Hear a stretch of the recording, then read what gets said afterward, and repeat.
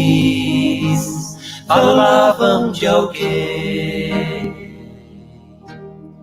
que nos amava e que viera de um pai.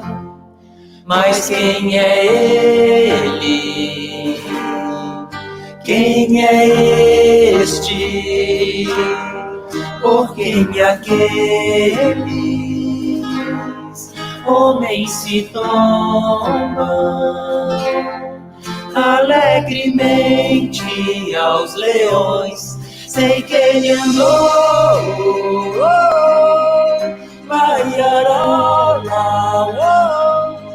pelos caminhos onde a dor hoje não precisa gritar. Sei que ele andou,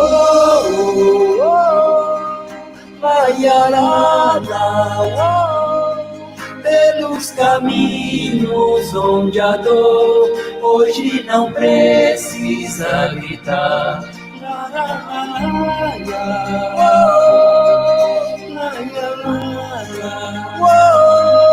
Pelos caminhos onde a dor hoje não precisa gritar.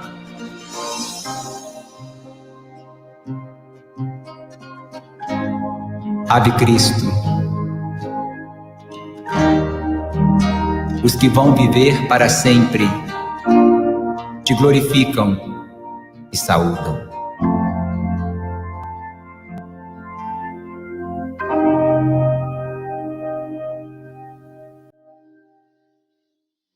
Esteja sempre em contato com o bem. No site e no aplicativo da Web Rádio Fraternidade, você encontra orações diárias, palestras e estudos que te sintonizarão com os ensinos do Cristo. Para acessá-los, basta entrar no site www.radiofraternidade.com.br ou baixar o aplicativo da Rádio Fraternidade. Neles, você pode ouvir a rádio em tempo real ou acessar o nosso acervo. Web Rádio Fraternidade, a emissora do bem na internet.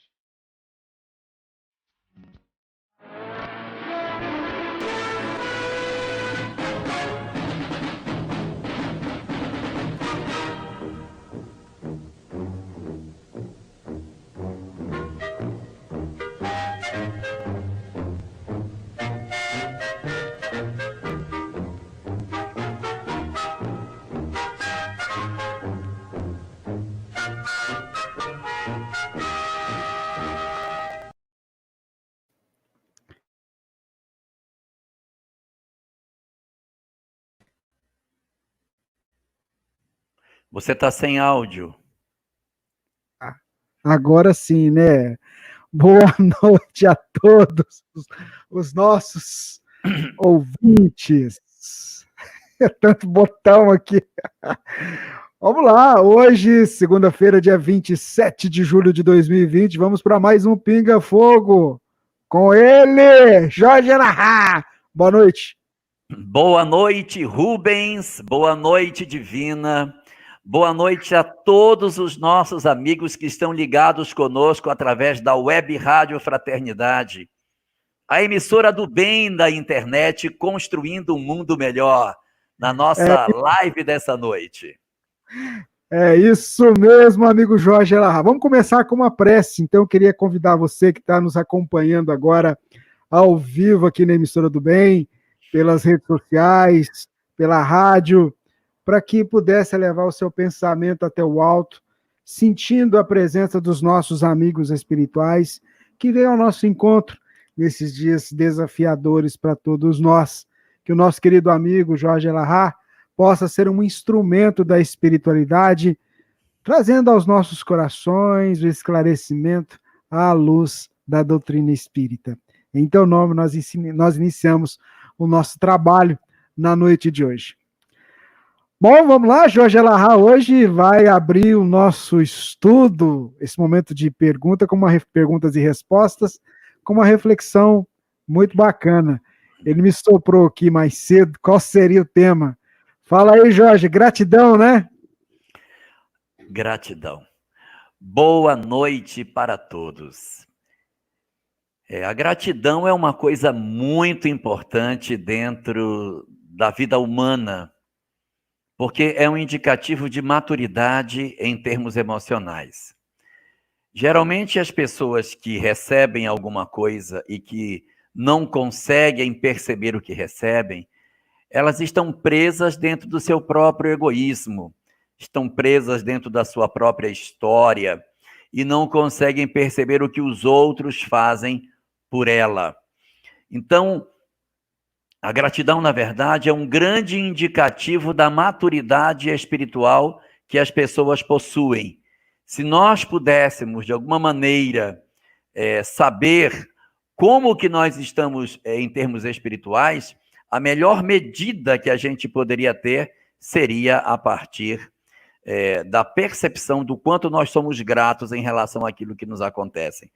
Nós temos muitas pessoas que recebem muito, e apesar do muito que recebem, não conseguem entregar de volta algo para as pessoas que lhe fazem algo de positivo. Especificamente dentro do judaísmo, o judaísmo dentro da Cabala, ele divide as pessoas em dois grupos, as libertas e as escravas. As pessoas escravas são aquelas que sempre responsabilizam os outros por aquilo que lhes acontece. Se algo de errado acontece, ela põe sempre a culpa em alguém e não assume a responsabilidade por aquilo que lhe ocorre. E ela não consegue ser grata a ninguém. Elas são pessoas ingratas. A ingratidão está muito ligada com a questão do egoísmo. Então, eu transfiro a culpa para os outros e não reconheço o que fazem para mim. Ingratidão. Consequentemente, são pessoas profundamente infelizes. Essas são as escravas. Pessoas libertas são as pessoas que, quando elas estão diante de um fenômeno qualquer, elas conseguem perceber o grau de responsabilidade que elas têm diante daquilo que lhes acontece, e, ao mesmo tempo, elas são pessoas que conseguem ser gratas àquelas pessoas que estão em torno dela. Então, cultivar a gratidão, cultivar a capacidade de agradecer aos outros por aquilo que nos fazem, é um excelente instrumento para apresentar a nossa capacidade de maturidade emocional. Crianças geralmente não agradecem pelo que recebem. Mas quando nós percebemos que estamos ficando maduros, nós automaticamente começamos a agradecer e a notar o que os outros nos fazem. E isso passa a nos sensibilizar.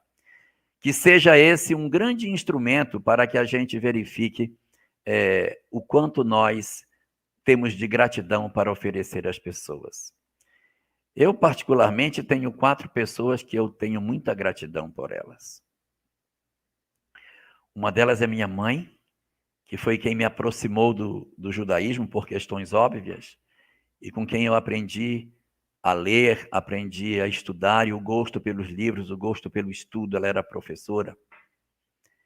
A segunda pessoa que eu tenho uma gratidão muito grande é meu pai. Meu pai foi quem me despertou o gosto pelas religiões antigas, foi quem me mostrou o Bhagavad Gita, os Vedas, foi quem me ensinou o pensamento de Buda e de tantas outras doutrinas. Foi quem pegou pela minha mão e me levou para conhecer esse mundo das religiões orientais.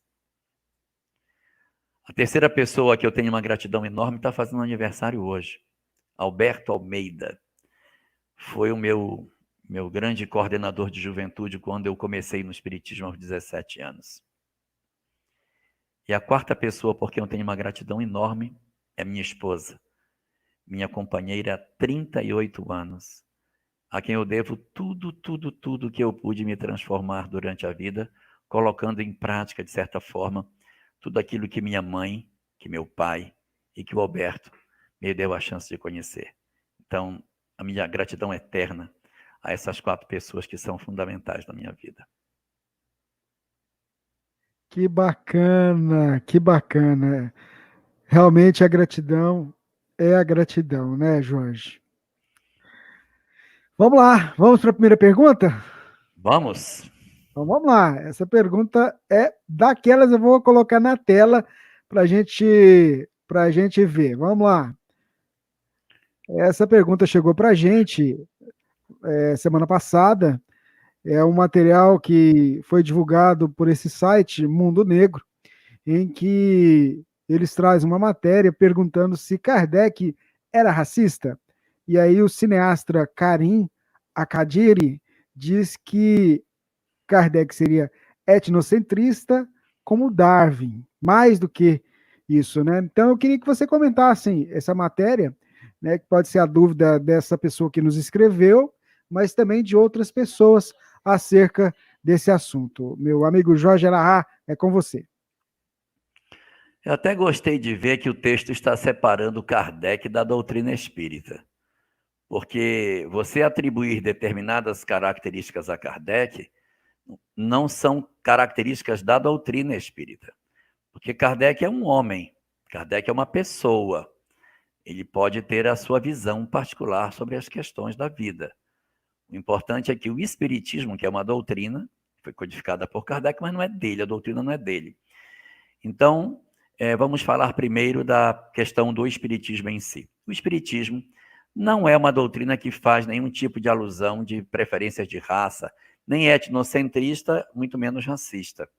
Uma vez que a reencarnação apresenta para nós a informação de que você, ao renascer, renasce em qualquer lugar, em qualquer ambiente, em qualquer contexto social, político e econômico, a depender das necessidades que o espírito possui, isso indica para nós de que não existe nenhum tipo de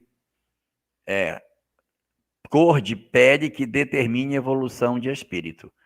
O que vale para nós é a condição espiritual que habita no interior do ser, e não a cor da pele, a questão étnica que a pessoa tem, isso não vai ter valor nenhum. Tanto que nós temos demonstrações a rodo de que esses aspectos físicos eles não se sobrepõem ao aspecto espiritual. Então, a doutrina espírita, em absoluto, ela tem qualquer tipo de traço que possa levar, que se acredite ou que se creia que ela possui algum viés desse ponto de vista. Com relação a Kardec, existe um texto que está presente em obras póstumas, chamada Teoria da Beleza, aonde nesse texto é apresentado alguns conceitos que falam sobre a questão das raças especificamente. Esse texto foi publicado em 1890, quando Kardec já havia desencarnado. Portanto, esse texto, nós não podemos dizer que ele tem a chancela de Kardec, porque Kardec desencarnou em 69, 21 anos depois. As pessoas pegaram o que tinha nas gavetas dele, reuniram aquele material e publicaram. Quem garante que aquele material estava realmente passado pelo crivo e pronto para ser publicado? A gente não sabe nem se o texto é dele, o texto pode nem ser dele, está na gaveta, mas não é dele. Então, existe realmente esse texto, mas esse texto, ele em nada se parece com o que está contido na obra doutrinária. Portanto, é importante que se faça essa separação. E o próprio Allan Kardec, ele é uma pessoa.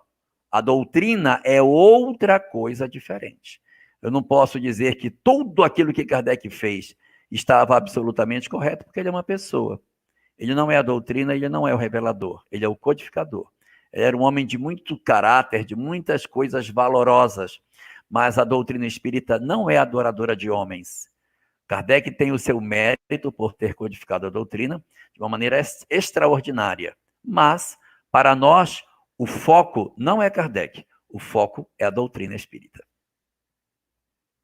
Muito bem, Jorge. Tem uma outra pergunta aqui que chegou para a gente sobre a questão de espíritos autistas. Dá para falar um pouquinho quem são esses espíritos? Porque às vezes as pessoas podem encarar situações como essa com dificuldade de aceitação. Qual que é a visão espírita de espíritos com essa questão, renascendo com essa questão, Jorge? Você quando colocou a pergunta, colocou espírito autista. Espírito autista é uma coisa, mas espíritos vivendo o autismo na encarnação é outra. O autismo, ele é um fenômeno razoavelmente novo do ponto de vista do estudo da ciência. E está havendo uma certa dificuldade para que se consiga, de fato, definir o que seja esse fenômeno Então, por essa razão, os próprios estudiosos estão chamando de espectro autista, ou seja, existe uma faixa de comportamento, existe um conjunto de condutas e de comportamentos que vão desde um mais extremo até o mais brando, que estão sendo chamados de espectro autista, mas eles não têm exatamente a mesma característica. O caso do chamado autismo mais severo é aquele no qual o indivíduo não tem a menor condição de socialização. Ele não se socializa, ele não se integra, ele não enxerga pessoas, ele não tem nenhum contato com o mundo exterior, é um indivíduo fechado em si mesmo, eles não apresentam facilidade de enxergar nada além daquilo que eles objetivamente têm como interesse. Tem interesse repetitivo nas mesmas coisas, eles, principalmente movimentos giratórios, eles fazem coisas que giram o tempo todo e passam a vida inteira sem perceber as pessoas, sem perceber os outros e absortos unicamente no que fazem. Esses não terão muita dificuldade para manter um relacionamento com outras pessoas. Eles, em princípio, não vão ter uma vida social como a gente poderia esperar. Esse é um nível mais severo. Nós temos um segundo nível, menos severo, no qual os indivíduos eles reagem, ainda que brandamente, ao mundo exterior, eles pouco falam, são agressivos, percebem pessoas, mas são muito violentos, batem. É um outro formato em que, no primeiro caso, ele está absorto naquele mundo dele e ele não tem contato com o mundo exterior. Esse segundo, que é do espectro autista mais menos, ele já se relaciona. Ele às vezes, são agressivos, veem as pessoas, mas eles não têm contato de manter a relação de proximidade, não falam, têm dificuldade na fala.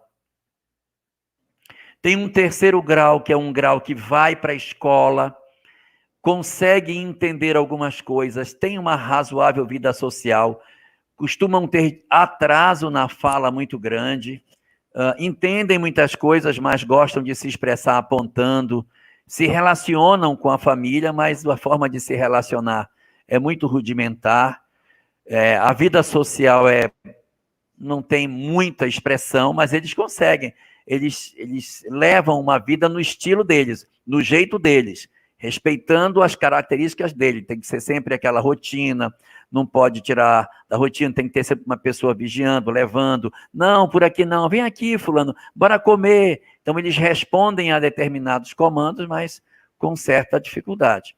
E na ponta extrema você tem o chamado autismo brando, que é também chamado da síndrome de Asperger, que é um fenômeno que atinge preferencialmente meninos, os meninos são mais afetos a essa característica, em que eles têm vida social. Eles vão para a escola, eles têm interesses por assuntos bizarros, eles demoram a falar, vão falar tardiamente, mas são extremamente inteligentes. Aprendem a ler com muita facilidade, são muito bons de matemática, são os nerds. Eles têm uma vida social bem prejudicada, têm dificuldade para fazer amigos, entendem tudo de maneira muito literal, gostam de estudar aquilo que as pessoas geralmente não gostam, eles gostam de estudar sobre dinossauros, sobre aranhas, sobre planetas.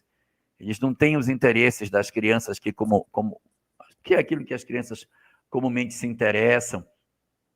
São tidos na escola como meninos esquisitos, eles têm poucos amigos, se aborrecem com facilidade, têm crises de raiva por conta de serem mal aceitos, têm dificuldade de se adaptar, mas são gênios, são incríveis. Muitos dos grandes homens que a gente teve, como Newton, Einstein, eles, segundo se crê, teriam esse tipo de síndrome, a síndrome de Asperger, que é o chamado autismo brando. Então, é um espectro bastante largo, que não dá para a gente dizer assim, essa característica é exatamente disso. Então, nós encontramos na obra Loucura e Obsessão uma discussão sobre autismo, mas não é do Asperger, ele está falando do autismo severo, em que ele diz que são processos dolorosos de espíritos que não querem fazer contato com a sua própria história. almas que tiveram uma história muito difícil. E ao reencarnarem, fazem um bloqueio para não acessar o seu próprio histórico. Então, eles se bloqueiam e eles vivem naquela história de repetir, repetir, repetir, sem contato com o mundo exterior, como um elemento para fazer uma forma de abrandar o seu eu, até que aquilo passe e ele comece a fazer o caminho de volta. Então, não dá para a gente dizer o que seja, porque as circunstâncias do autismo brando são muito diferentes do autismo severo. Elas estão classificadas dentro do mesmo cesto do espectro autista, mas as causas espirituais são distintas. Enquanto eu tenho na questão severa os problemas relacionados especificamente ao bloqueio do ontem e no hoje, eu tenho no outro lado da moeda, no chamado autismo brando, outras circunstâncias, que não necessariamente significam que seja uma questão kármica. Eu posso ter uma pessoa de dificuldade de adaptação, um indivíduo inadaptado a seu tempo. Uma pessoa, por exemplo, que foi inadaptada no seu tempo e foi muito mal compreendida e taxada como uma pessoa devassa, foi Bocage, o poeta português. Ele era um gênio, aquele homem, ele era um gênio, mas ele não se adaptava na sociedade de sua época. E ele foi muito criticado, e por ele ser criticado, ele se isolou e passou a ser um crítico da sociedade. Criticava muito a religião da época, isso era século XVIII, ele nasceu em 1765, desencarnou em 1805, se eu não me engano, com 40 anos. Então era o século XVIII, era um período da igreja muito rígida, ele criticava muito os padres, e a igreja, para poder descaracterizá-lo, jogou lama no nome dele e disse que ele era um devasso. E não é verdade, ele criticava a hipocrisia da igreja. Ele foi condenado pela Inquisição e passou os últimos anos de sua vida recluso num convento, num mosteiro, escrevendo traduções do francês para o português para sustentar sua irmã, que havia engravidado sendo solteira. Ele não é o homem que a sociedade pensa que ele seja, mas ele é definido na biografia dele como um homem inadaptado ao seu tempo. Então, a inadaptação, a dificuldade de se encaixar numa sociedade que pensa diferente de mim, é muito típica do espectro autista. E isso não caracteriza que seja uma alma necessariamente perturbada. Às vezes é alguém que tem dificuldade de aceitar uma sociedade muito diferente da sua forma de ser, aí a pessoa se fecha por falta de recurso de lidar com um modelo de sociedade que ela não gostaria de viver. Então, é muito complexo, porque o espectro é muito largo, mas os casos mais severos estão ligados a questões relacionadas à expiação. E resumindo, é uma experiência evolutiva para todos que estão inseridos ali naquela situação, né? Quando a gente tem questões de cunho mental, é um indicativo de que essa questão ela vem para a família como um todo, né? A gente nunca deve dizer assim, se eu tenho um problema de desequilíbrio mental na minha família, o problema é do meu irmão. Não, o problema é de todos nós. Então, nós estamos envolvidos na cena, nós vamos dar o nosso contributo, fazer o que a gente puder. Talvez a gente não esteja envolvido diretamente no fenômeno, mas uma vez que ele comparece na nossa casa, no nosso lar, a gente passa a ter a necessidade de dar o nosso contributo para tentar resolver, uma vez que a gente está fazendo parte com a questão que está acontecendo dentro de casa. Então, você não pode se eximir, dizer, não, eu sou saudável, ele não é, então o problema é daqui para lá. Não, todos nós estamos inseridos no mesmo drama. Vamos para essa pergunta que chegou para a gente. Veja se você pode auxiliar o nosso irmão. É o Pedro Augusto Ângelo. Elahá, boa noite. Gostaria de saber sobre o livro No Mundo Maior. Depois que o fogo purificador passa, o que ocorre com aqueles irmãos recalcitrantes que ficaram? Há uma espécie de segunda morte? O livro onde aparece o fogo purificador é Obreiros da Vida Eterna, o número 4 da série. O do Mundo Maior é no hospício. Não é aí nessa obra, mas eu entendi. O fogo purificador, citado, acho que é no capítulo 8º ou 9º dessa obra, para quem ainda não leu, fazer um spoiler, é uma região do mundo espiritual muito densa, com muito problema, muita energia deletéria, e começa a se formar uma tempestade magnética, raios, assim como se fosse cair uma tempestade. E os espíritos benfeitores dizem, olha, é provável que o fogo purificador apareça. O que é o fogo purificador? É a saturação da energia ruim.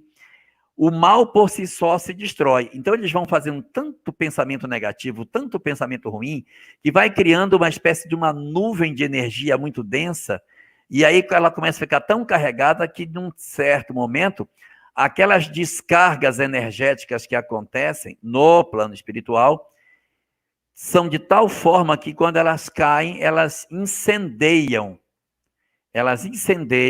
aquela energia densa e aquilo pega fogo. É como se fosse assim, a região pesada aonde essas entidades vivem, elas estão tão densamente carregadas que é como se existisse um cenário aonde os espíritos se movimentam. Vem essa descarga elétrica e toca fogo no cenário. Então queima o ambiente onde eles estão vivendo. É fogo para os espíritos como se fosse um fogo real. Então ele vai queimando e vai limpando aquela energia e vai fazendo com que aquela densidade que está ali, ela se volatilize e o ambiente volte a ficar mais leve, igual quando tem uma tempestade que as nuvens estão muito carregadas, depois que tem aquela tempestade, aquela chuva muito forte, o céu limpa e fica tudo calmo de novo. Então, é mais ou menos isso. Mas a pergunta dele é o que acontece com as entidades após a passagem do fogo purificador. Está lá na obra o que acontece. Quando o fogo purificador começa, ele vem queimando e as entidades vêm fugindo do fogo. Elas fogem igual como acontece, isso é uma comparação grosseira. Quando pega fogo na floresta e os animais saem fugindo, é mais ou menos assim. O fogo purificador vai acontecendo e os espíritos, com medo das energias daquele fogo que está vindo, eles fogem apavorados procurando algum tipo de socorro. E é nessa hora que eles estão fugindo e que eles alteram o estado de consciência dele, porque eles estão endurecidos, eles estão com perversidade, por isso que forma aquela energia. Na hora que o fogo purificador acontece, altera-se a emoção deles de ódio, de vingança para medo, para pedido de socorro. E essa mudançazinha de emoção garante a mínima condição para que se consiga socorrer muitos deles. Outros não se consegue socorrer. E nesse socorro acontece o uso de um instrumento muito interessante, que aí vale a pena usar para explicar o que acontece com os espíritos conforme você perguntou. Nesse socorro dos espíritos que estão apavorados, fugindo, ocorre um fenômeno bem curioso. Os espíritos jogam uma espécie de rede magnética para que os espíritos se agarrem e eles possam puxar os espíritos do fosso. Imagine um fosso profundo, os espíritos correndo desesperados, com medo, espíritos que até antes estavam como perversos, como maus, como tiranos, agora, em função do fogo purificador, alteram seu comportamento e estão pedindo socorro, pedindo ajuda. Os mentores, sabendo do fogo purificador, se colocam na beira do fosso e jogam essa rede para dentro. Os espíritos agarram nessa rede, eles puxam a rede e resgatam do fosso os espíritos que podem ser socorridos. Aí vem a coisa curiosa da rede. A rede, ela é feita de um fluido que tem a densidade exata daqueles que estão já em condição de serem socorridos. Quando eles agarram na rede, se eles têm a mínima condição de socorro, a mão deles agarra na rede e os espíritos puxam e eles saem. Os que ainda não se arrependeram, mas estão apenas querendo fugir do fosso, sem terem feito a sua mudança, quando agarram na rede, a mão passa e eles não conseguem ser socorridos. Pergunta a você, o que acontece com os espíritos na passagem do fogo purificador?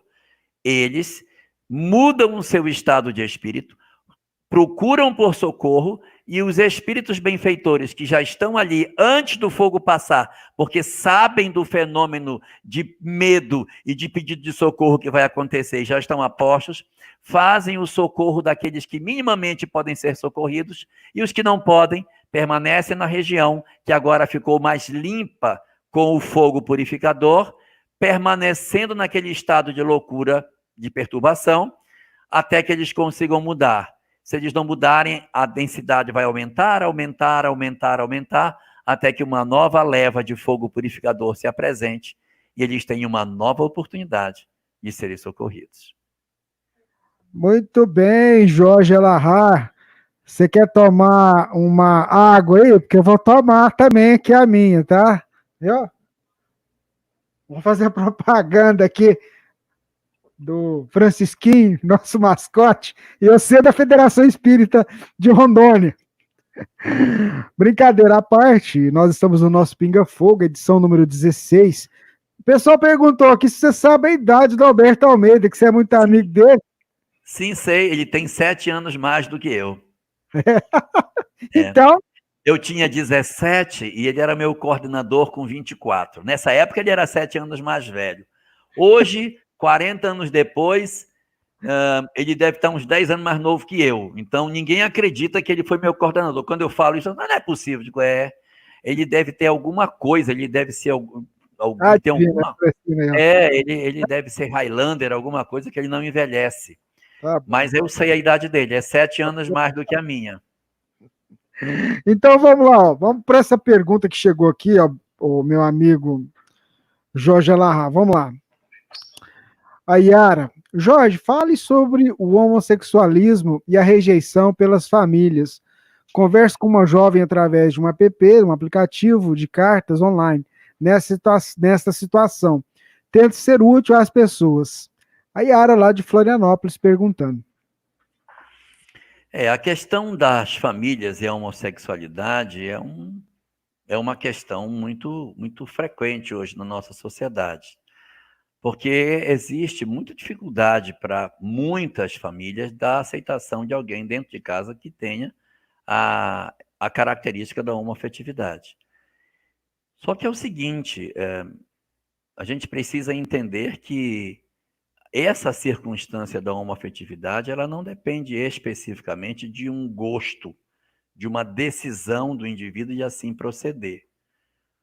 Pode acontecer de você ter alguém que, para afrontar, para agredir, porque sabe que os pais se sentirão profundamente incomodados com esse tipo de coisa, parte para uma relação dessa natureza, exatamente para chegar em casa e, olha, como o senhor não gosta, eu fiz. Uma maneira de afrontar, mas não que seja uma predileção do indivíduo. Existem casos, não são muito numerosos, mas esses casos existem. Mas a maior parte das situações decorre do indivíduo, que ele não consegue mandar no seu próprio sentimento. E aí, nessas horas, as famílias precisam ter a capacidade de fazer o acolhimento.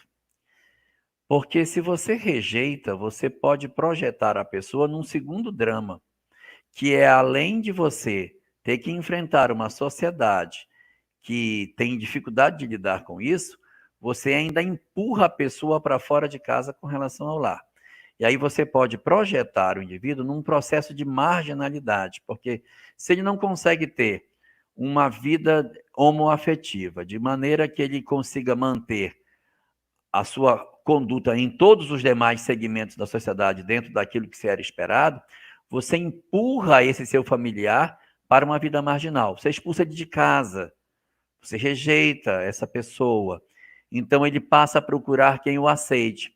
Aí, junto com isso, tem a droga, tem a prostituição, tem a promiscuidade, tem a vida irregular, que não é necessária, uma coisa não está nada vinculada à outra. Então, a família, quando ela passa pela situação de ter alguém que experimenta o fenômeno da homossexualidade, é importante que ela não faça o fenômeno da rejeição. Senão ela pode levar para o indivíduo uma segunda dor desnecessária para ele atravessar. E aí, o drama que ele vai viver nem tem a ver com a homoafetividade dele, não. Vai ter com as consequências sociais que ele vai viver em cima disso. rejeição do pai, rejeição da mãe, rejeição da família. Aí ele vai ter que ter um ambiente de moradia que não é o que ele gostaria de ter. Ele vai ter a necessidade de procurar afeto e proteção junto a pessoas que não são tão dignas como poderiam ser aqueles que têm a responsabilidade de serem seus familiares. E esse abandono parental, esse processo que o elemento experimenta, pode ser, sim, muito danoso para que ele consiga dar cumprimento à sua vida de maneira digna. Porque nós podemos ter as nossas orientações sexuais como a gente preferir, mas viver de maneira digna. Viver dignamente. Porque a primeira coisa que nos caracteriza não é a nossa orientação sexual. A primeira coisa que nos caracteriza é o nosso código de valores morais. É isso que tem que estar em primeiro plano. Então, se eu colocar a minha questão sexual acima de todas as outras, é sinal de que, para mim, esse é o único título que me importa. E a gente não pode ser definido pelas opções ou orientação sexual que a gente tem. Portanto, cabe, nesses casos, diante desse cenário em família, que a gente faça o acolhimento que puder para evitar de projetar os nossos filhos ou nossos entes queridos em dramas muito maiores do que aqueles que a gente poderia imaginar. Muito bem, vamos para uma outra pergunta, Jorge, que chegou aqui pelo WhatsApp. A gente está mesclando a pergunta que chega no Facebook, no YouTube, está chegando aqui por e-mail, no WhatsApp da rádio. Essa chegou no WhatsApp da rádio. A pessoa pergunta o seguinte, Jorge, quando a pessoa desencarna com danos cerebrais irreversíveis, não se mexia, não falava e não interagia com nada, ela será encaminhada aos hospitais espirituais, mesmo que tenha levado uma vida de vícios e totalmente desregrada? Vamos dividir em duas partes. Primeiro, a situação física, depois a situação moral. Pessoas que durante a vida física tiveram graves comprometimentos físicos, a pessoa teve uma perda de um membro, perdeu as pernas, a pessoa ficou paraplégica, a pessoa ficou tetraplégica, ela teve perda de massa encefálica, o indivíduo possuiu uma lesão progressiva deformante em que ele já não conseguia mais praticamente se mexer, aquela doença ELA, né? Essas situações que a gente tem, que são, estou falando das questões físicas, elas não determinam a situação do indivíduo no mundo espiritual. Elas não determinam. Eu posso ter pessoas plenamente saudáveis no mundo físico e que chegam no mundo espiritual e se tornam enfermas. Eu posso ter pessoas enfermas no mundo físico que chegam no mundo espiritual enfermas do jeito que estavam aqui, e posso ter pessoas enfermas aqui que, quando se desprendem com razoável saúde quando chegam no mundo espiritual. Por quê? Porque não é a condição física que determina a condição espiritual. Eu posso ter um indivíduo que ele está cheio de mazelas físicas, mas ele está espiritualmente bem. Quando chega a hora do desencarne, ele se desprende de maneira saudável. Não é a situação mais comum. A situação mais comum, em função do nosso grau de evolução, estando doente fisicamente aqui, quando desencarno, eu tenho uma tendência a levar a doença para o mundo espiritual. André Luiz desencarnou de câncer no intestino não lá. Fulano não tinha uma perna, desencarnou, aparece sem a perna lá. Por quê? Por causa dos condicionamentos mentais. Eu estou há tantos anos condicionado que eu não tenho essa perna, que quando eu desencarno, eu me apresento no mundo espiritual sem a mesma perna que eu já não tinha na vida física. Por quê? Porque a minha mente plasmou uma imagem de mim mesmo sem aquela perna. Eu fui acreditando que eu não tenho uma perna. Eu tenho uma imagem de mim mesmo na minha cabeça de que eu sou só com uma perna. Então, quando eu desencarno, que eu me apresento no mundo espiritual, qual é a forma que eu tenho? A forma que eu acredito ter. Que imagem de mim mesmo tem na minha cabeça? Que eu só tenho uma perna. então eu vou me apresentar no mundo espiritual com uma perna só.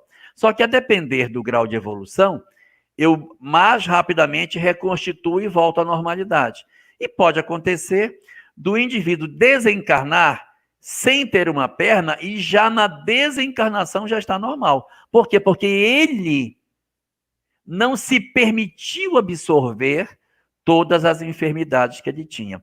Há muita gente que desencarna de câncer e no mundo espiritual se apresenta plenamente saudável. Como existe uma quantidade enorme de pessoas que desencarna de doenças graves e durante um período no plano espiritual apresenta a mesma doença do lado de lá e pode, inclusive, ao se aproximar de um parente, transferir para os parentes, pelo menos num primeiro período no mundo espiritual, as sensações que a doença lhe dava. Tinha câncer no cérebro? Tinha. Muita dor de cabeça? Tinha. Se aproxima do parente e o parente tem todas as sensações orgânicas daquilo que o parente possuía e que desencarnou há pouco tempo. Então, isso acontece do ponto de vista físico. Mas você conta a história de uma pessoa que tinha uma série de lesões físicas, mas ela tinha uma questão espiritual, tinha uma vida desregrada. Esse fator, ele é um fator muito mais forte. Porque a vida que se leva é a vida que se leva. Não sei se deu para entender. A vida que se leva aqui é a vida que a gente leva para lá. A vida que se leva é a vida que se leva. Então, a vida que eu levei na Terra é a vida que eu vou levar comigo para o outro lado. Se eu tenho uma vida desregrada, de desequilíbrios, de vícios, de loucuras, o que tem dentro de mim? O que tem dentro de mim é isso. Então, quando o indivíduo chega no mundo espiritual, que ele faz o balanço do que ele fez, e ele percebe as lacunas morais que lhe ficaram faltando, tudo aquilo que ele poderia ter feito de bom e que ele não fez, isso produz no espírito sofrimento. Isso não tem como resolver. Isso é um problema dele com ele mesmo. Não há ninguém que possa impedir o espírito de fazer o contato com seu próprio eu.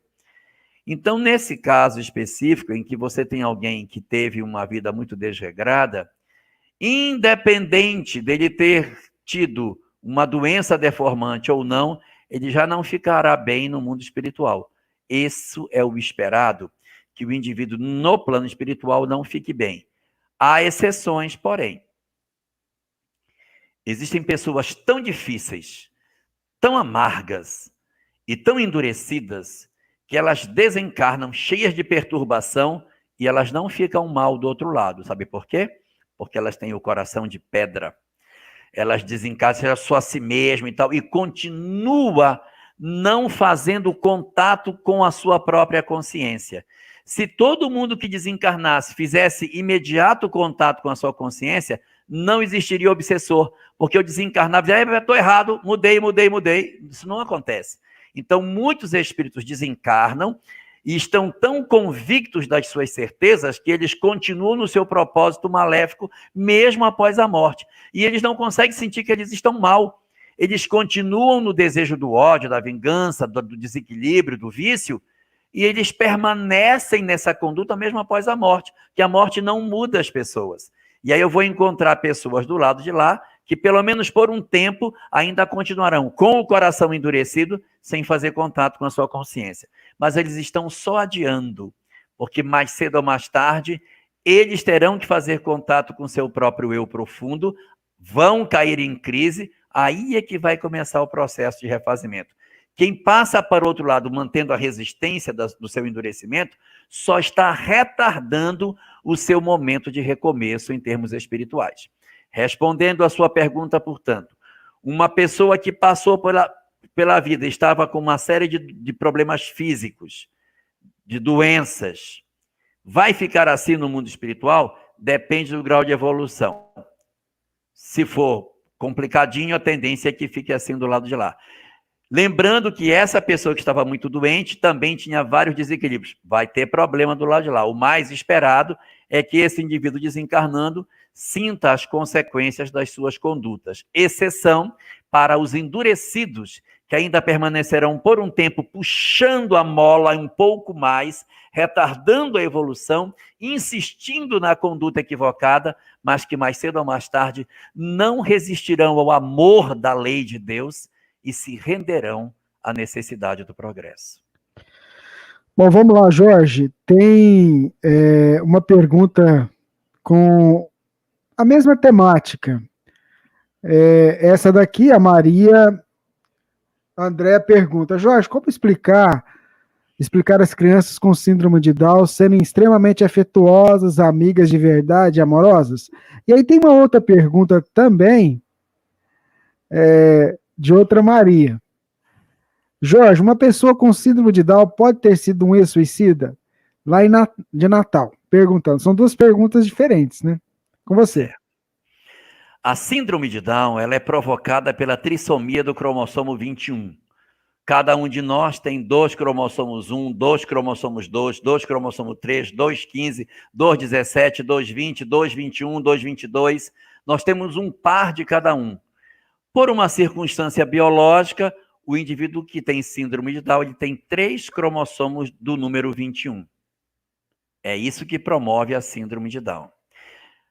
E isso pode acontecer em situações diferentes. Eu posso ter a fecundação de um óvulo em que desde a primeira célula que deu origem a todo o corpo, já tinha trissomia do 21 na primeira célula. Quando isso ocorre, todas as células do indivíduo terão trissomia do 21. Esse indivíduo será 100% Down. Ele vai ter síndrome de Down severa. Mas pode acontecer dele ser fruto de um ovo fecundado de maneira perfeita em termos de cromossomo, não tem nenhuma falha cromossômica, começou a se dar o fenômeno da multiplicação celular, a embriogênese, no qual as células vão se dividindo. Num dado momento da multiplicação celular, lá pela 3ª, 4ª, sei lá, 8ª semana, não sei nem dizer qual, uma célula, ao se dividir, ela se dividiu errado. Em vez de botar 2 cromossomos 21 para um lado e 2 para o outro, ela dividiu 3 para cá e 1 para lá. Essa que ficou com um só, que tem monossomia do 21, ela vai morrer. Ela não vai progredir. Essa célula não se reproduz, ela se apaga. E a que tem trissomia do 21, está com os 3, vai se multiplicar. O que vai acontecer com esse indivíduo? Esse indivíduo vai ter parte das suas células sem trissomia do 21, ou seja, sem a síndrome, e parte das suas células com a síndrome. Ele vai ser um mosaico. Se pegar num pedaço dele, o DNA não tem trissomia do 21. Se pegar no outro, tem. Então, você tem síndrome de Down branda ou severa a partir de qual foi o momento que se deu o processo da trissomia do 21. É por isso que a gente diz assim, o meu filho é Down, mas ele cozinha, se alfabetizou, vai para a escola, toca e faz uma série de coisas. E a outra mãe diz, puxa, meu filho não se alfabetizou, puxa vida, a culpada sou eu. Não, de repente, a síndrome de um é muito mais severa que a do outro, porque ela foi gerada desde um momento muito mais no início da formação do corpo. O outro é mais para depois, então ele tem menos interferência genética da trissomia no conjunto de células que compõem o organismo. Então, a partir dessas características, o indivíduo que possui a síndrome de Down, ele apresenta um conjunto de resultados orgânicos muito interessantes. Eles costumam ser baixinhos, têm os olhos rasgados, palma da mão tem pouquíssimas linhas, eles são estéreis, e tem todo um conjunto de características que, inclusive, esbarram nos aspectos comportamentais. Eles são extremamente sociáveis, são extremamente afetuosos, são afetivos e gostam muito de fazer carinho, receber e dar carinho. Eles são muito relacionados a isso. Mas eu tenho alguns que não, alguns que são mais severos, são mais agressivos, são mais reservados, em função da intensidade ou não da doença em nós. Então, o que pode justificar com que as crianças renasçam com síndrome de Down? Eles podem ser pessoas que têm uma história anterior, que por algum motivo, perderam a concessão nesta existência de terem o pleno gozo das suas faculdades por inúmeros fatores. O suicídio é uma das possibilidades, mas não significa que todo aquele que tem síndrome de Down obrigatoriamente é suicida, ou que todo suicida vai ter síndrome de Down. Existem diversas outras formas da lei alcançar os que são ex-suicidas, e existem diversos dramas do passado que podem promover em alguém a condição da síndrome de Down. Mas eles costumam realmente ter essa característica de serem afetuosos em função do conjunto do processo da própria síndrome. Assim como a síndrome de Klinefelter, que é uma síndrome sexual, no cromossomo sexual, ou a síndrome de Turner, também possuem impactos nos aspectos comportamentais dos indivíduos. Na síndrome de Klinefelter, os meninos não gostam de correr, de pular, gostam de brincar sentado, eles gostam de jogos sentados, não gostam de pular. E as meninas que sofrem de síndrome de Turner adoram discutir, debater, falar. Ninguém ganha de uma menina de síndrome de Turner numa discussão, porque elas são extremamente hábeis na conversação. Mas são características que suam do próprio conjunto das condições cromossômicas que o indivíduo possui. Muito bem, Jorge. Vamos para mais uma pergunta. O nosso querido Antônio Carlos, lá de Florianópolis, lá do CECAL, ele pergunta o seguinte: queria que você comentasse um pouquinho sobre a questão 909 do Livro dos Espíritos, onde Allan Kardec pergunta, né? Poderia sempre o homem, pelos seus esforços, vencer as suas más inclinações? E aí os espíritos respondem que sim, e frequentemente fazendo esforços muito insignificantes. O que lhe falta é a vontade. E quão poucos dentre vós fazem esforços. E aí o Antônio Carlos pediu que você comentasse um pouquinho essa questão. O nosso grande problema, Antônio Carlos, é exatamente isso. Mesmo sabendo aquilo que a doutrina espírita nos apresenta, nós fazemos pouco esforço para a mudança. Existe até algumas pessoas que, sendo espírita, dizem assim: eu já tá bom, eu já não bebo, eu já não fumo, então tá bom, eu vou deixar o resto para a próxima. Essa lógica, ela não é uma lógica muito boa. Eu não quero assustar ninguém, longe de mim, mas a gente não sabe em que condição a gente vai reencarnar na próxima. Nós não sabemos se a gente vai reencarnar na próxima, lá na Birmânia, sem acesso a nada, montando naqueles jumento peludo no meio da neve. Já pensou? Na Mongólia, nascer na Mongólia, daquele frio miserável, a gente andando no meio da neve, querendo indagar, mas meu Deus, por que eu sofro? E hoje a gente está com todo o ferramental na mão, e a gente não está usando esse ferramental para fazer a nossa mudança. O que propõe a doutrina espírita? Que a gente faça realmente um esforço de mudança.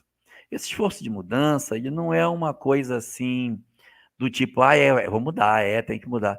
Não, é fazer a mudança real. Assim, você tem muita imperfeição. Não vai dar para consertar tudo, mas eu vou pegar aqui, o que mais incomoda os outros? O que as pessoas mais reclamam de mim? Me reclamam que eu sou isso, isso, isso. Então, vou focar nesses 3 e vou tentar trabalhar até que esses 3 as pessoas parem de falar. Quando as pessoas pararem de falar desses, eu vou prestar atenção no que elas falam, que já são outros. Aí você foca nos outros. E assim você vai tentando reduzir. Eu falo muito mal da vida alheia, então eu vou segurar minha boca. Eu sou muito egoísta, eu não divido o que eu tenho, então vamos tentar exercitar para dividir. Sou impaciente. O que eu tenho de imperfeição? O que as pessoas mais reclamam de mim? E é em cima dessa reclamação que a gente vai tentando fazer. Mas esse esforço, ele tem que ser um esforço real, ele não pode ser um esforço aparente. O objetivo realmente da transformação moral é que você sinta a mudança em você. Você sinta que você faz realmente esforço para mudar. O que às vezes a gente quer é mudar sem fazer esforço. Não vai dar, gente. Só tem um jeito de mudar. É mudando. E para mudar, tem que fazer esforço. Se você disser assim, eu vou mudar, mas eu eu quero mudar, mas eu não quero fazer força para mudar, você não vai mudar. Você só vai mudar quando você estiver fazendo esforço para mudar.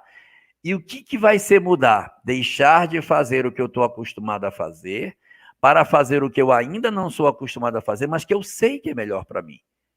Isso é mudança. Porque se eu disser assim, não, eu vou só pelo lado da sombra, só pelo que é confortável, não vai mudar, gente. Lamento dizer, mas só vai mudar com esforço. Você tem que sentir a sua alma se mexendo, querendo ir por um caminho e você puxando a alma para o outro lado. Aí você vai dizer, eu estou fazendo esforço para a mudança. Se você não faz isso, você está ocupando o tempo e o espaço de maneira vã. Está ocupando o tempo de Deus, ocupando o espaço, matando frango, galinha, boi, peixe, em vão. Eles estão morrendo para lhe alimentar a vida inteira. Quantos frangos já foram? Quantos bois se já matou para poder se alimentar? A troco de quê? Nenhuma mudança significativa. Nenhum esforço de mudança. Então, a gente precisa tomar atento disso e fazer realmente um esforço em que eu sinta que eu estou fazendo uma mudança. Igual as pessoas fazem na academia, eu quero ter musculatura. Aí ela faz o esforço para ir além daquilo que ela está acostumada a fazer, para que ela altere a condição dela. É mais ou menos nesse sentido que a gente tem que fazer. Por isso que os espíritos dizem, e quão poucos de vós fazem esforço. Muito pouco o esforço que a gente faz. A gente está mais interessado que Deus se canse dos nossos erros e mude a lei dele para que aquilo que a gente faz de errado passe a ser certo. Não vai acontecer. Deus não vai mudar a lei dele para atender os nossos caprichos, e quem faz coisa errada vai continuar estando errado, porque a lei de Deus é eterna e imutável, como o próprio Deus. Nós estamos ao vivo, é o Pinga Fogo, nesta segunda-feira, dia 27 de julho de 2020, o 16º Pinga Fogo. E a gente vai aqui atendendo os nossos ouvintes, os nossos internautas. Essa pergunta aqui chegou pelo Facebook. Vamos colocar ela aqui. Elahá, as traduções bíblicas divergem entre si. Houve um estudioso em tradução ciente em hebraico, grego, diz que bem-aventurança significa avante, caminho, bem diferentes da tradução, bem felizes. Como você interpreta isso? Kátia? Eu não sou conhecedor do grego e não sou para poder fazer uma tradução disso aí, porque os evangelhos eles foram falados em aramaico, mas foram escritos em grego. Por quê? Porque o grego era a língua importante da época. Nós temos uma língua importante hoje que é o inglês. Antes do inglês era o francês, antes do francês era o espanhol. Antes do espanhol foi o latim, durante mais de 1000 anos. Antes do latim era o grego. Quando Jesus esteve na Terra, o chique era você falar grego. E aí, embora as histórias tenham se dado na Palestina, o chique era colocar o texto em grego. Então, os evangelhos foram escritos em grego. Então, não dá para saber o que foi dito em aramaico, porque está em grego. Já está traduzido para o grego, então tem que ser no grego para saber. Existem algumas pequeninas passagens dos evangelhos que aparecem em hebraico ou em aramaico. Quando, por exemplo, Jesus diz efatá, para que a pessoa abrisse os olhos, abre, ou talita cumi, menina, levanta, ou Eli, Eli, lama sabachthani, meu Deus, por que me desamparaste? Mas são poucas as passagens aonde o hebraico aparece efetivo, ou o aramaico aparece efetivamente no texto. O texto é em grego. Eu não sou especialista em grego para saber se realmente é essa, mas todas as traduções que eu já vi, elas apontam para que bem-aventurados seja no sentido que a gente costumeiramente ouve, de sentido de felizes os que. Observando a tradução em Esperanto da Bíblia, que é uma tradução muito fiel ao original, é tirada direto do original para o Esperanto, a palavra que está lá, no local de bem-aventurados, é feliciai. Feliciai, em Esperanto, significa felizes. Feliciai estas tivi, kiwi, essas, la la malritia el spiritoi. Bem-aventurados são os pobres de espírito. Então, essa é a frase que está colocada. Então, em cima das traduções que eu tive já a oportunidade de ver, me parece que sejam realmente felizes, mas nada impede que os estudiosos debruçados sobre esse texto identifiquem novos desdobramentos. E nós temos que estar abertos para essas interpretações, porque os textos bíblicos eles são passíveis de visão, revisão de seus conceitos. A doutrina espírita ela não tem os seus conceitos apoiados em texto evangélico. Nossas verdades espirituais, elas não se baseiam em textos da Bíblia. A Bíblia ela aparece para a doutrina espírita como um documento histórico e como um instrumento de orientação moral para nós. Mas não é ali que está a verdadeira mensagem moral que o Espiritismo tem. A verdadeira mensagem moral que o Espiritismo possui está na terceira parte de O Livro dos Espíritos, as chamadas leis morais. E eu dou só um exemplo. Os evangelhos dizem que um dia Jesus expulsou os vendilhões do templo, que estavam vendendo animais. Os evangelistas dizem que ele virou as mesas dos cambistas, o dinheiro derramou, que ele abriu as gaiolas e soltou os pombinhos, e soltou os animais que estavam ali para serem vendidos para o sacrifício. E o evangelista João chega a dar o detalhe de que Jesus estava com um chicote quando fez isso. Aí se pergunta, é isso mesmo? Se a gente for seguir pelo evangelho, então obrigatoriamente é isso para fazer. Nós temos que abrir a mesa dos cambistas, virar, jogar o dinheiro dos outros fora, pegar chicote. Mas a gente, não, mas não pode ser isso. Mas se não pode ser isso, então não é o evangelho que é a minha referência. Minha referência está onde? Está lá na terceira parte do Livro dos Espíritos, que fala da paciência, do amor, da resignação. É aí que está o verdadeiro cerne da mensagem espírita. A mensagem, o homem de bem, que está no Livro dos Espíritos, depois replicada no Evangelho segundo o Espiritismo. Então, a gente vai olhar essas mensagens e vai dizer, se tem alguma coisa aqui que colide com a obra de Kardec, tem alguma coisa para ser vista. Então, muito provavelmente, quem virou as mesas dos cambistas não foi Jesus. Ele vivia cercado de um monte de gente. Ele pode ter até falado. Aí a massa se incomodou com aquilo e começou. Já viu a massa quando começa a fazer confusão? Então, um virou a mesa, um soltou pombinho. Quando viram, olha, Jesus chegou lá e virou tudo.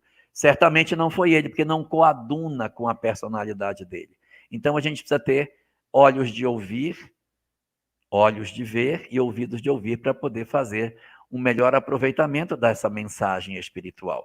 E quando você pergunta sobre isso, nós temos que estar aberto para outras interpretações. Porque é possível que amanhã alguém volte e diga, não era um chicote. Aquela palavra que está ali é outra coisa, é ramo de flor, não sei, eu estou só dizendo. Então, muitas coisas mudam, e se de repente alguém chegar e disser, realmente a palavra é avante, então avante, vamos lá, vamos seguir por aí, porque essa não é a nossa principal referência para que a gente roteie as nossas vidas. O roteiro moral da doutrina espírita está dentro dele mesmo, na terceira parte de O Livro dos Espíritos. O Evangelho nos dá suporte para que a gente mostre para o mundo e para nós mesmos que a moral dos Espíritos em nada difere da moral de Jesus, que ela não tem nada de bizarro, é a mesma que o Cristo propunha. Então é para isso que serve o Evangelho, para mostrar que os Espíritos não vieram trazer nenhuma moral que exceda a moral do Cristo. Muito bem, Jorge Elahá, vamos para mais uma pergunta. Essa veio pelo Facebook. Vamos lá. Jorge Elahá, poderia nos explicar por que a pandemia vem de 100 anos? Ouvi dizer que essas pandemias são recorrentes devido às grandes guerras que ocasionamos há 7.000 anos atrás. Poderia nos elucidar com seus conhecimentos? A Maria Imaculada. Não faz muito sentido que o relógio de Deus tenha ponteiro. O relógio de Deus seguia pelo psiquismo humano.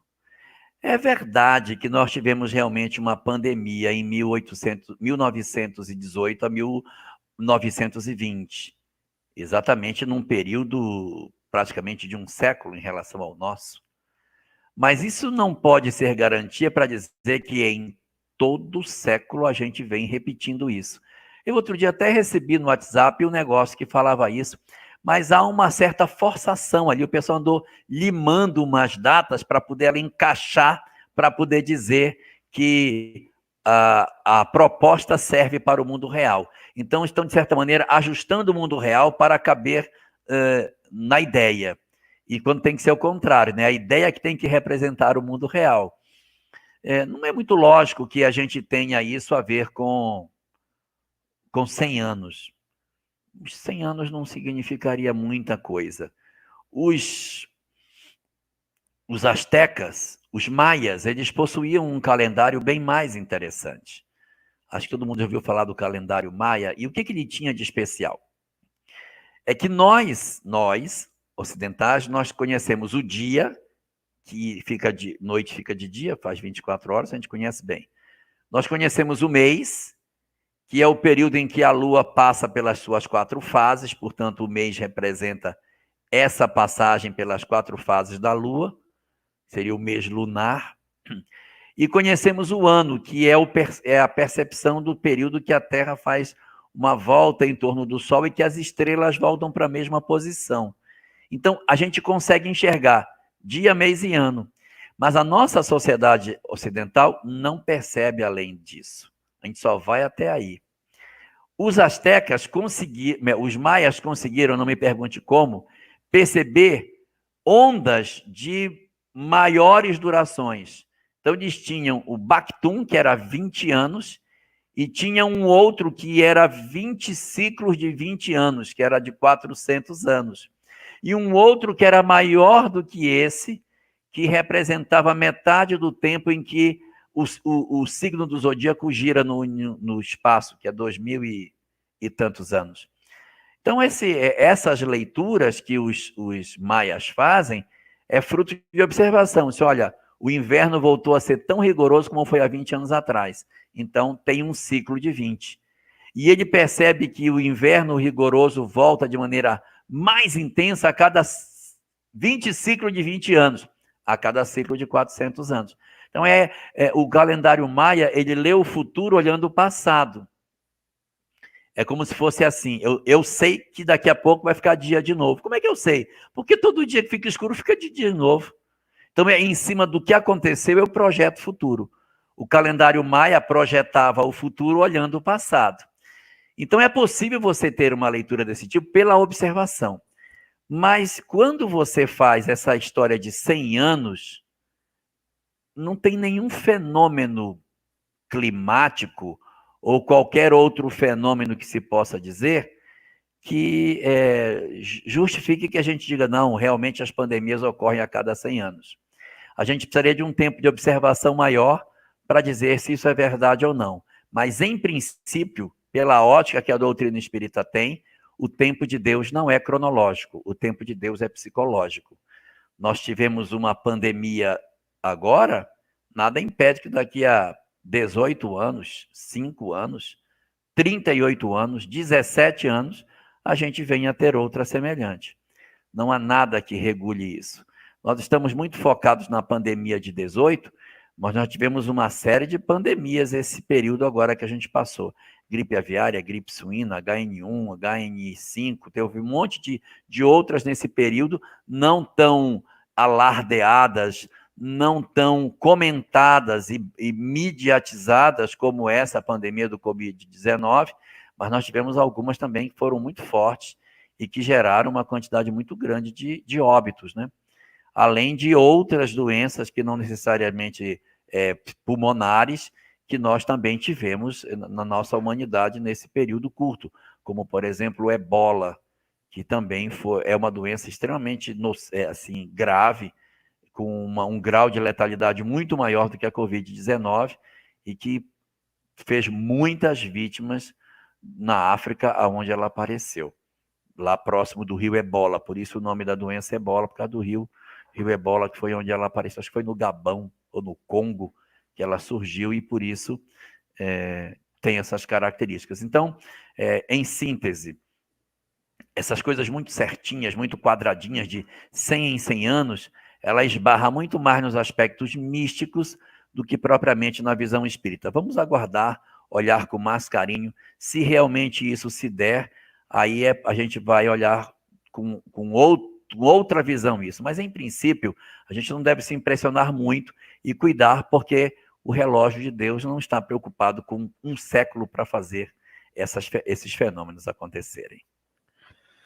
Muito bem, nós estamos com o Pinga Fogo, com o nosso querido amigo Jorge Elahá. A pergunta da Isabel Rodrigues tem a ver com a questão do materialismo, do acúmulo de bens materiais. E ela pergunta como conviver com pessoas materialistas que querem somente acumular o ganho, pensando que isso é tudo na vida. Como orientar essas pessoas que são demais apegadas aos bens materiais? Elahá. Primeiro temos que saber que pessoa é essa. Se essa pessoa ela é uma pessoa que não pertence ao nosso grupo familiar, se são pessoas que não estão vinculadas pela lei para pertencerem aos nossos laços de família, não há muita necessidade de você fazer isso, porque a gente não tem a obrigação de se responsabilizar pelas condutas das pessoas que, de alguma forma, elas já estão com suas histórias vinculadas a outros grupos familiares que não o nosso. Então, seu amigo, vizinho, colegas de trabalho que pensam dessa maneira, que é diferente da maneira de eu pensar, se elas pensam diferente de mim, você se afasta, procura, não vai guardar ódio, não vai guardar ressentimento das pessoas, mas você vai guardando uma razoável distância desses indivíduos. Quando essas pessoas pertencem ao nosso grupo familiar, aí a coisa fica um pouco mais difícil. Nós temos aí basicamente dois tipos de situação. Temos a questão dos cônjuges e temos a questão dos outros parentes que estão vinculados à nossa história por laço de consanguinidade. No caso dos cônjuges, o nosso esforço deve ser o de tentar, de todas as formas, garantir com que ele desperte para a lucidez sem que a gente perca a nossa. Porque a pretexto de salvar o outro, eu não posso me perder. Não seria uma loucura eu tentar salvar o outro me jogando dentro do buraco? Então a gente tem que salvar o outro enquanto a gente tem lucidez. Quando você sente que a sua lucidez está sendo ameaçada, você não pode avançar, senão você cai dentro do buraco junto com o outro. Então você procura ajudar, mas guardando a sua capacidade de ter condição de agir de maneira serena com relação a isso. Eu estou tentando ajudar, mas não se desespere se a pessoa não muda, porque é uma decisão que cabe também ao indivíduo. E sobre o esforço que a gente tem que fazer com esse ente, esse parceiro que de certa maneira pensa diferente de nós, eu recomendaria a leitura da questão 940 de O Livro dos Espíritos, chamado Uniões Antipáticas, aonde os espíritos dizem: pensa que Deus deseja que vivais com as pessoas que lhes são antipáticas? Ele não deseja isso. Se alguém é antipático e incomoda você, que você então procure perceber a necessidade ou não de manter a convivência com uma pessoa que só lhe incomoda, que só lhe perturba. Então você tem o direito de procurar ter uma vida de paz, se de repente você vive uma relação no qual alguém passa por um processo de perturbação tão grande que tira a sua serenidade. Essa é uma situação. E com relação àqueles outros que estão vinculados a nós e que não são pelos laços de serem cônjuges, da conjugalidade, mas outros que são pelos laços de sangue, aí a gente tem uma responsabilidade de tentar guiar. Enquanto nossos filhos são pequenos, nós temos uma responsabilidade muito maior com relação a isso. Mas uma vez que eles se tornaram adultos e que eles escolheram as próprias verdades e os próprios valores, o que cabe aos pais é aconselhar, mas a nossa responsabilidade não recai sobre os erros deles. Nosso objetivo como pais é ensinar o caminho. Se você ensina e os filhos não seguem, a responsabilidade é deles. Os pais erram quando eles desistem de ensinar. Mas se você ensinou, e mesmo dizendo que tem que ser feito, o indivíduo insiste de seguir pelo caminho que não lhe foi apontado, a responsabilidade recai sobre o outro. E quando a convivência se torna difícil demais, a gente tem o direito, quando os nossos filhos são adultos, ou pais, que são muito difíceis, da gente, sem perder o vínculo de proximidade, você escolher lugares para viver em paz, sem a necessidade de você ter que viver, se a relação é tão difícil, escolher um outro canto em que você possa ter paz, manter a relação, sem perder o vínculo de família, mas você ter um pouco mais de reserva. Se os valores são tão diferentes, se existem discussões e brigas porque os valores são distintos, avaliar se é hora de você estar só ou se ainda vale a pena insistir um pouco mais na tentativa de tentar resgatar aquele que, de certa forma, pensa diferente de você e que pode estar trazendo desconforto e aborrecimento pelas diferenças de pensamento que eles possam ter. Questão da materialidade, das coisas materiais, são muito frequentes nos conflitos familiares. E a gente avalia até onde eu consigo seguir com alguém que pensa tão diferente de mim. E aí a gente vai se esforçar ao máximo que puder. E na hora que não der, que os nossos recursos acabaram, nada de ódio e nada de mágoa. A gente se retira e fica no outro canto, mas mantendo os contatos para que as pessoas possam seguir no caminho que assim escolheram. Na verdade, é tudo uma experiência, né, Jorge? Evolutiva para todos que estão ali, né? E a gente sabe que a sabedoria divina permite essas experiências e cada um vai no seu tempo também, né? É bem isso que você falou. No ritmo de cada um, né? Não dá para você querer que todo mundo pense igual. Tem uma pergunta que chegou aqui, Jorge, sobre a questão da mediunidade. É o seguinte, olha, e tem a ver com a questão do animismo. O nosso irmão Edson pergunta. Ele quer saber se o médium, em uma comunicação mediúnica, disse que durante essa comunicação conheceu Jesus na manjedoura. E que esse Não, peraí, médium... repete aí o meu negócio. O médium, durante uma comunicação mediúnica, numa reunião mediúnica, né? Ele teve uma comunicação, trouxe uma comunicação no seu aparelho mediúnico, dizendo que havia conhecido Jesus durante o tempo em que ele esteve na Terra, naquele momento da manjedoura. Sim, mas quem conhece, o espírito ou o médium? Aí que tá. Seria o espírito dando a manifestação. O espírito é que conheceu, tá? Isso, exatamente. Aí o que aconteceu? O médium, ao retornar do transe mediúnico, ele comentou sobre isso. E aí a dúvida que fica é se isso não seria uma questão de animismo. É a dúvida que o Edson queria que você comentasse sobre isso. Eu não sei se você conseguiu pegar. Eu entendi, mas é outra coisa. Posso responder? Pode, vamos lá. Isso não tem nada a ver com animismo, isso tem a ver com mistificação. Vamos separar os fenômenos. Vou falar de 3 fenômenos distintos: animismo, mistificação do médium, mistificação do espírito. São 3 coisas completamente distintas. Vamos do fim para o começo. Mistificação do médium. Mistificação seria como se fosse mentira. A mistificação é como se fosse uma mentira. Mistificação do médium é o médium fingindo. Não tem fenômeno mediúnico nenhum. E o médium, então, começa, eu estou vendo luzes, você não está vendo nada. Eu estou num local, é um buraco, não está acontecendo nada. O médium está, entre aspas, fingindo uma comunicação. Isso chama-se mistificação do médium. O médium finge um fenômeno que não existe. Fenômeno número 2, mistificação do espírito. O espírito finge, o espírito mente. Então o espírito chega assim, eu sou Jesus. Eu vim das alturas para dizer para todos que vocês já fizeram uma mudança moral muito grande. e vim aqui para dar parabéns a vocês e dizer que não precisam se esforçar mais, porque vocês já estão quase que passando o meu grau de evolução.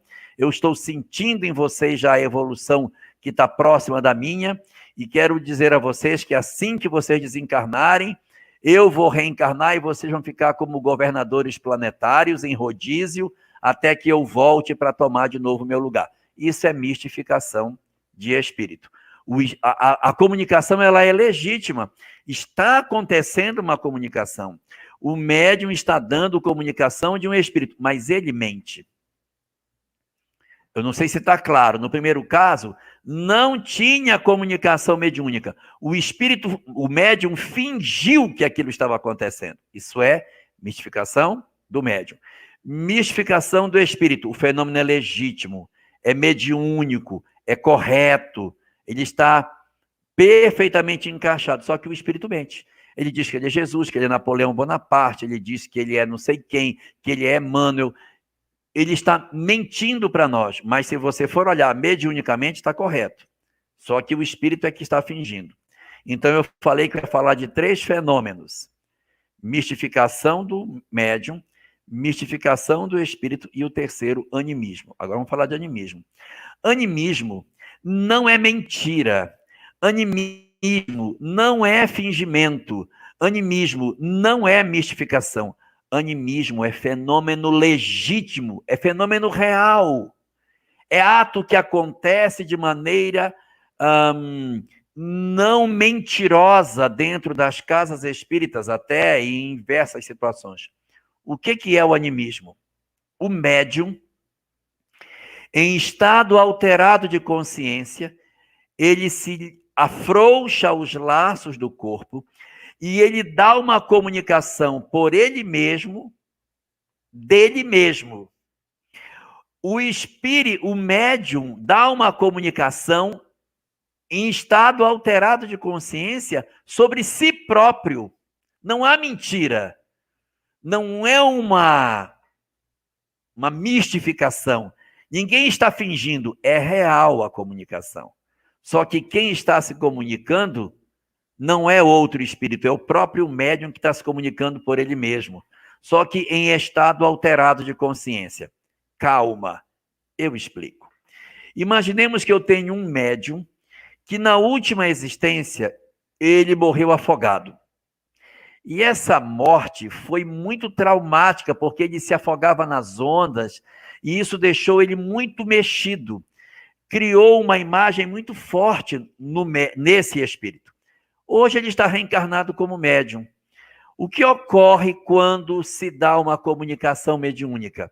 Esse médium começa a se concentrar, ele relaxa, e quando ele começa a relaxar, ele entra em estado alterado de consciência. E ele começa a sentir as emoções de um afogamento. Ele acha que é um espírito que está se comunicando. Ele não está mentindo. Ele não está fingindo. O fenômeno é legítimo. E ele começa a dizer na reunião mediúnica assim: ai, estou me afogando, socorro, estou me afogando. É anímico, mas é real. Não tem fingimento. O médium está voltando a uma história do passado dele, no qual ele se afogou, e ele revive as cenas do afogamento como se elas fossem reais. A sensação que o médium tem é que ele está dando passividade a algum espírito, e não dele mesmo. Ele não sabe que é a história dele. Porque ele está em estado alterado, ele sente o envolvimento, e ele começa a narrar um afogamento. Eu estou falando afogamento, mas pode ser um afogamento, cena de guerra, problema de dor, eu estou todo quebrado, fui atropelado, eu caí de um penhasco. Ele volta numa cena que foi profundamente forte. Eu estou pegando fogo, estou me queimando. Aquela cena está gravada muito fortemente na história dele. E por conta disso, ele fica revivendo essa história como se ela estivesse acontecendo hoje. Isso é animismo. Então, essa cena aí que está sendo narrada do espírito que disse que estava na manjedoura, não parece ser animismo. Não parece.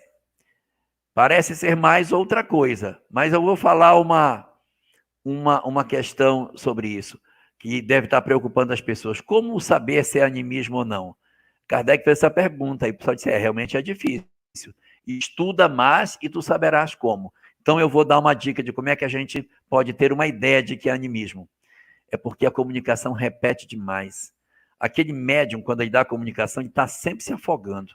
Se o sujeito afoga toda a reunião, desconfie que o processo é anímico. Não critique o médium, ele não tem culpa, ele está pondo para fora o psiquismo do inconsciente dele. Não é justo que você diga, olha, toda hora você está se afogando, isso aí é mistificação. Ele não está mistificando, ele não está mentindo. Ele está pondo para fora a história que é dele. E o que fazer? Doutrina o afogado. Afogou de novo? Doutrina o afogado. Até que ele se cure de tanto se afogar.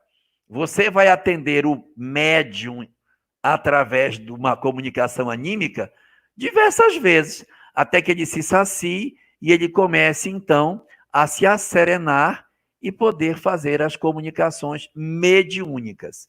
Voltando para o caso em tela, essa história de um espírito que disse que estava presente na manjedoura, pode ser uma mistificação, mas pode ser uma mistificação do espírito. O médium não tem culpa. O espírito veio e disse, olha, eu estava na manjedoura, acredita quem quiser. Então, é muito mais provável que não seja animismo e até nem seja mistificação do médium. É provável que seja mistificação do espírito. Um espírito mentiroso, querendo utilizar desse tipo de instrumento para quebrar as resistências do próprio grupo, para que ele acolha de maneira mais franca as sugestões que o espírito dá, e assim ele conseguir introduzir suas ideias esquisitas nesse grupo que pode ser frágil em termos de crítica do que está sendo dito. Então, muito mais do que animismo, muito provavelmente pode ser uma mistificação de espírito. Muita gente acompanhando o nosso momento nesta segunda-feira, dia 27, e muita gente perguntando, vocês têm notícia do Divaldo Franco? Como é que foi a cirurgia dele? Olha só, a informação que nós temos é que ele fez os exames pré-operatórios hoje, deve passar pelo procedimento cirúrgico amanhã, então continuemos vibrando. Então a resposta, porque muita gente perguntou aqui no YouTube e também no WhatsApp da rádio, então está aqui a informação, a Mansão do Caminho, tanto nas suas redes sociais, quanto no site, tem trazido essas informações, e à medida que a gente for tendo notícia também, a gente vai colocando aqui na emissora do bem. Então vamos continuar vibrando. Web Rádio Fraternidade também é notícia. Isso mesmo, notícia. A gente está aqui 24 horas. A gente, se tiver atualização de informações, a gente vai entrar ao vivo e vai trazer informações. Elahá, tem uma pergunta aqui da nossa ouvinte Naura, Cristina Halber. Ela pergunta assim, olha, uma pessoa com depressão, síndrome do pânico e transtorno de ansiedade generalizada, a qual a mãe desencarnou há 1 ano, e ela admite com certeza que não sente saudades nem falta da sua mãe. Ela queria que você falasse algo sobre isso, né? O que é possível dizer? Ela está fazendo um bloqueio. É muito pouco provável que uma pessoa que tenha depressão, síndrome do pânico e processos de crises de ansiedade não sinta a desencarnação de sua mãe. Ou elas tinham uma relação de indiferença muito forte, que justifique que a pessoa desencarnou e eu não estou nem sentindo a falta da minha mãe, ou a pessoa está passando por aquela fase do luto que é da negação. Eu não quero aceitar que a pessoa morreu, então eu digo, não, isso não aconteceu, ela não desencarnou, não aconteceu. E aí, para que eu não faça contato com a minha dor, eu nego. Aí eu digo, não sinto falta da minha mãe, porque no meu psiquismo eu não admito que ela tenha desencarnado. Isso é uma coisa que a gente pode estar fazendo. O judaísmo tem uma prática muito interessante, Rubens. Quando um familiar desencarna, a pessoa ela tem que rasgar uma peça de roupa. Você tem que pegar uma peça e rasgar. Quando você rasga a roupa, você está rasgando para dizer, eu reconheço que eu perdi meu parente. é uma forma de dizer, eu reconheço que eu passei pelo processo do luto. E durante o ano ele vai viver o luto. Quando completar 1 ano de falecimento, ele pega a roupa que ele rasgou e ele costura de volta. Não pode tirar o bolso e colocar um bolso novo. Tem que costurar o bolso rasgado para ficar a marca da costura, para que você diga, houve um rasgão, mas eu costurei e cicatrizou. Porque no judaísmo não se cultua luto depois de 1 ano. Você, depois de 1 ano, vida que segue. Não pode ficar cultuando a pessoa que já desencarnou para que ele possa seguir e você também siga a sua vida. Então, se alguém tem depressão, síndrome do pânico, problema de ansiedade, perde a mãe e diz que não sentiu, ou está bloqueando a realidade, está precisando rasgar a roupa para poder dizer eu reconheço que eu perdi o parente, ou a relação era muito ruim, de tal maneira que a mãe desencarnou e a pessoa não está sentindo falta do seu ente querido. O mais razoável é que a gente sinta. Não há nenhum pecado em você sentir a perda dos entes queridos. O próprio Emmanuel, na página 257 do livro Religião dos Espíritos, aborda que é justo você sentir falta dos parentes. É correto você chorar, sentir saudade. Mesmo sabendo que a vida continua, é plenamente razoável que você tenha que passar por isso. O que a gente tem que evitar é o desespero, a blasfêmia, a inaceitação da realidade e a ruptura com Deus.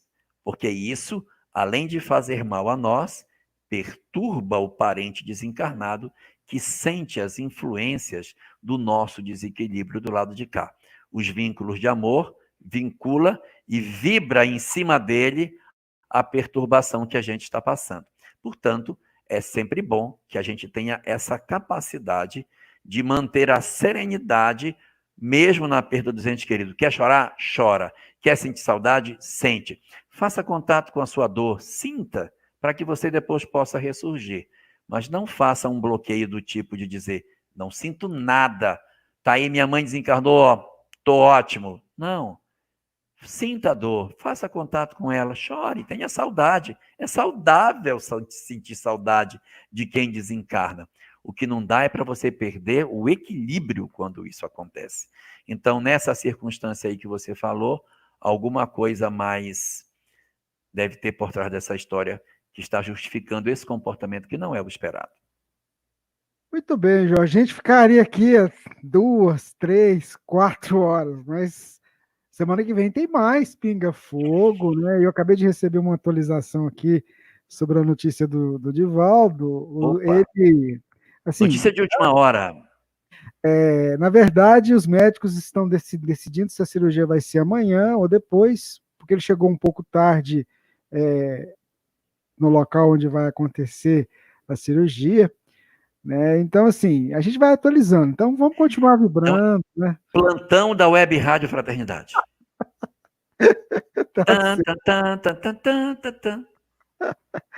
Esse é o nosso amigo Jorge Elahá. Então, assim, vamos continuar vibrando pelo Divaldo. Ele faz a cirurgia amanhã ou na quarta-feira. Os exames pré-operatórios deram tudo certo. Então, os médicos estão só decidindo quando é que vai acontecer a cirurgia, se é amanhã ou se é na quarta-feira, tá bom? Gente, é por isso que a gente falou que deve ser amanhã. Então, se deve ser amanhã, pode ser amanhã ou quarta-feira. Mas a vibração boa continua de todos nós em favor dele. Elahá, suas considerações finais e aquela prece. Eu queria te mostrar uma coisa aqui, deixa eu ver se está fácil aqui. Deixa eu ver aqui, essa nossa amiga, a Maria Ferraz, lá de Houston. Ela Texas. Isso, ela digita as suas preces. Entendeu? Coitada. Acha lindo. Um abraço. Meu Deus, Maria. Eu brinquei com ela que a gente vai fazer um livro dessas preces, viu? Tudo repetido, coitado. Pegue só uma. É tudo igual. Não é tudo igual, não. É tudo igual, gente? Não é, né? É inspirado. Não. A palavra com você, meu amigo. É muito. Ó, esse programa pegou mesmo, esse momento nosso pegou. sabe? É algo que a gente não imaginava fazer. Olha, é verdade. A gente queria, mas não nesse formato, desse jeito, né? Mas pegou. Olha a coisa boa que a pandemia fez. É. Queria só dizer, no final dessa nossa conversa de hoje, do quanto é precioso esse conhecimento que o Espiritismo nos dá. Veja quantas portas de conduta esse conhecimento nos abre para que a gente consiga dar boas soluções para os nossos dramas. Observemos o quanto o Espiritismo derrama luz nos nossos caminhos, não simplesmente porque ele nos fala da reencarnação, porque nos fala da imortalidade, mas pela proposta de conduta que ele nos traz. Essa é a parte mais extraordinária que o Espiritismo tem. Essa lucidez de comportamento que ele nos apresenta e esse roteiro seguro para que a gente consiga se libertar das nossas imperfeições e consigamos efetivamente aproveitar o tempo da nossa existência para que ela se torne fecunda nas transformações que a gente tem para fazer. Então, que a gente medite maduramente sobre todas essas coisas e tire o melhor proveito possível para que as nossas existências possam realmente marcar a nossa vida. Essa existência ela tem que ser muito especial, porque a gente recebeu demais. Foi nos dado um tesouro inestimável e a gente tem que fazer com que isso multiplique. Esse tesouro, esse talento tem que ser multiplicado de maneira maravilhosa.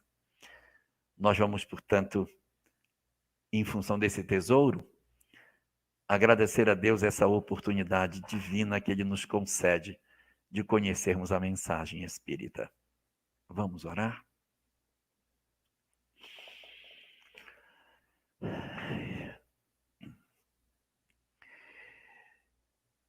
Senhor de todas as coisas, derrama sobre os nossos corações frágeis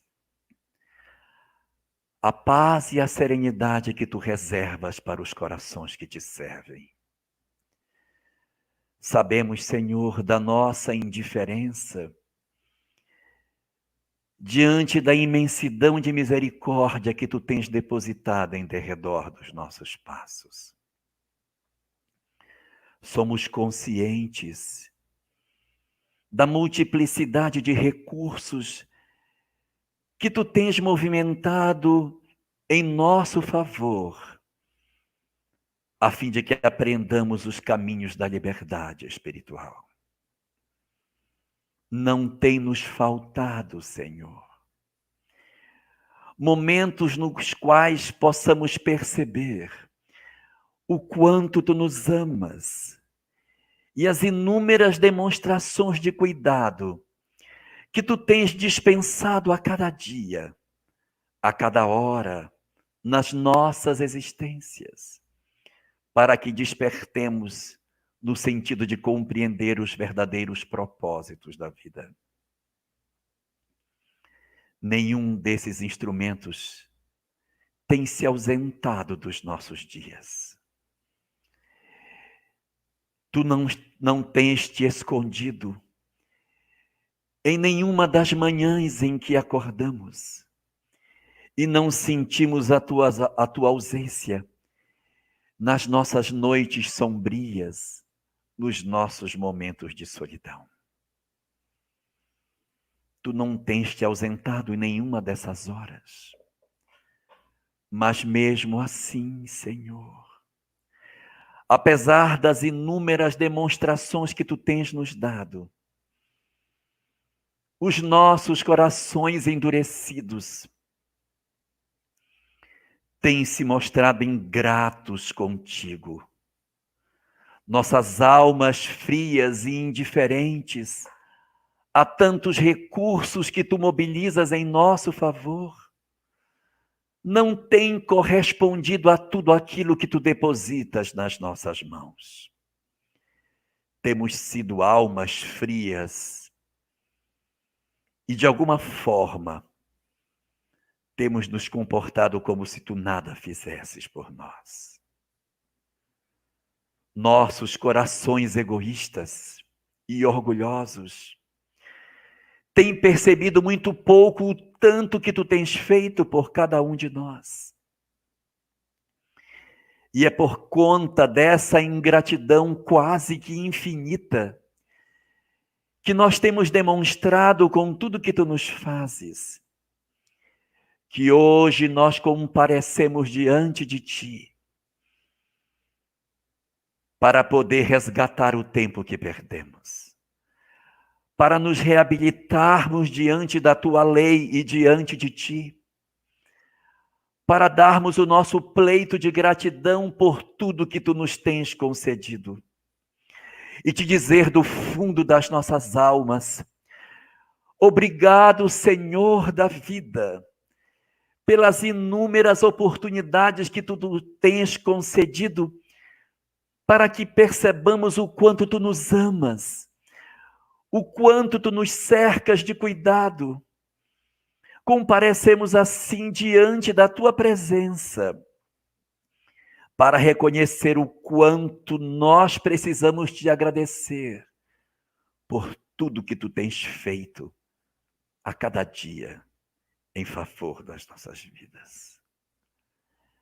Obrigado, Senhor, pelo corpo que tu nos concedeste, pela família que tu nos oportunizaste, pelo lar que nos abriga, pela escola que tu nos ofereceste, pelos amigos que tu nos concedeste para que nós percebamos que não somos sozinhos, pela bênção do trabalho, a fim de que através dele tivéssemos dignidade.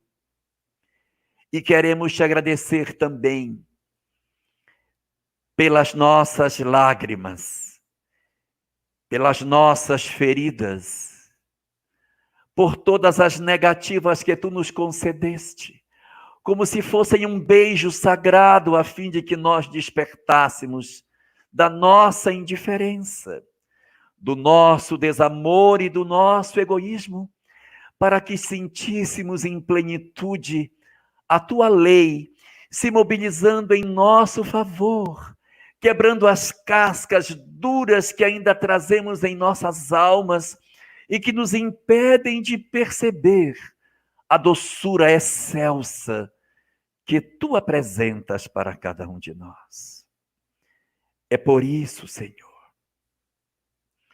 que hoje nos apresentamos diante de ti, iluminados pela bênção que o Espiritismo representa nas nossas vidas, para te agradecer por tudo aquilo que ainda não tivemos a chance de te dizer muito obrigado. Obrigado assim, Senhor, por tudo que tu nos deste, pelas nossas alegrias e pelas nossas tristezas, pelas nossas aparentes vitórias e pelas vitórias reais, aparentes fracassos, mas que representam a possibilidade augusta de levantarmos as nossas almas diante da tua lei e sermos almas libertas das imperfeições que trazíamos e que ainda trazemos dentro das nossas almas. Obrigado assim, Senhor, por tudo. Recebe a nossa gratidão. Queremos começar a ser gratos à vida.